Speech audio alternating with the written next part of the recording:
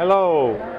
We are displaying here some vegetable and fruit garnishes that are normally displayed on any type of prepared display that you have, such as our yellow squash bird would be great to put on a vegetable tray or a crudité, and your apple bird, which I'm going to produce a single apple bird first, but we also present it on a pedestal, so if you need to project your or heighten your bird so that it's not dwarfed by the amount of cheese and or fruit that we may have, then we put it on a pedestal.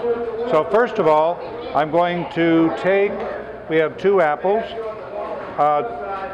just in case we want one for the pedestal, and we take the stem out of this, then because we're not needing it for the small bird, and I'm going to display here with the body the headpiece that we're going to get from the base, which I'm going to cut off right now. We look at the bird to see which has the most best presentation area with full red color, and that's going to be this side. So we'll take off the bottom side again, which will become the head. I'll do that last, so I face it down so that it does not take up a lot of oxidation or turning brown. Again, this is what that head is going to look like. So here we will be, Peter, I have to come over here. So is that okay? Now, first I will be cutting right off the edge of the cutting board, and we cut V's, and what I tell the students is to recite the phrase, straight V's slide, oval V's don't. And that is so your V's will be straight and they slide, like so.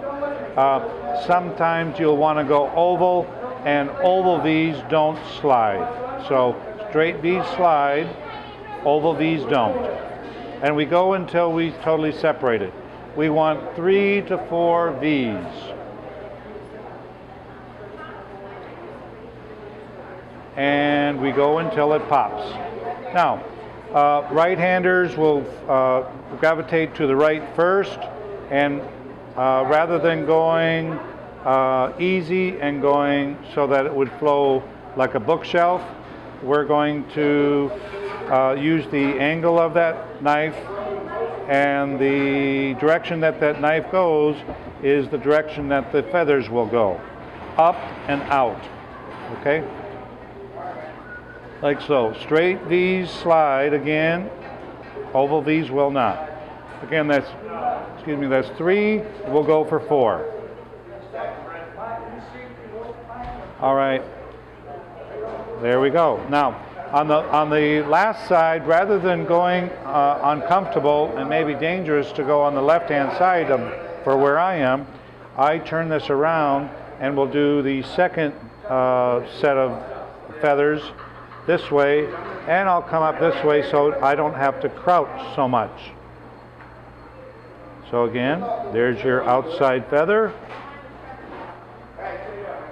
and I'm just aiming it, and you just have to be careful that you don't put a uncontrolled pressure and cut into your opposite hand. We have just a little bit left here, which we will do very carefully and get a 4th. You can easily stop at that 3rd, but see how we've just gotten the 4th. Now, I will use a toothpick as an applicator, slide the feathers back, and now if you want to do this for a breakfast and you want to do it the night before because you have too many things to work on the next day, you can easily do this the evening before just put enough lemon juice on this. Straight lemon juice, fresh lemon juice is great, but if you have it in a bottle, you can go ahead and do that. I'll turn it slightly so it takes up that. And actually the apple bird that we see, that you saw earlier, was done on Tuesday, which 2 days ago, and it has very little oxidation. All right, now we have the body finished, and now we'll complete the single head, which again I'll display the finished head, and I'll wedge the head ever so slightly to minimize the width of it. We could take that French knife, or we can round it up with a paring knife. I call this cutting or rounding off the crew cut. And then we will, from the body, we will cut again the front of the neck, then the bottom of the beak. We slide that out. We'll turn it, peel this just a little, pare this a little bit more so it's a rounded edge. Now, I prefer to cut with a longer straight edge with a French knife to do the last feather cut, and these will come here. I minimize the movement or the shaking of this by putting my fingertip down to minimize that there. All right, there we go.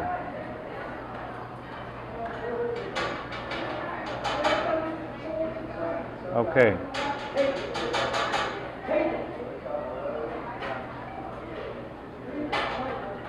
Okay.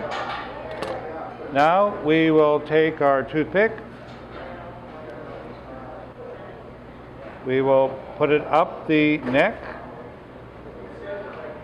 And here's where we can be traditional and have the bird look this way, or we could make it a little bit more oriental, and I like to do it this way just so that it will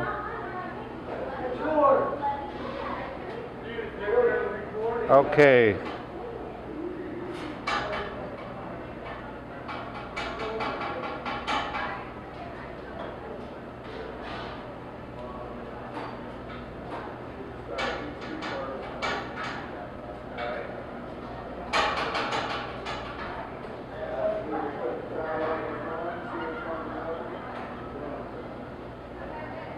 And it's a fine feather. Okay. Now, for the eye, we'll simply put the eye here. And let's not forget to lemon juice the head.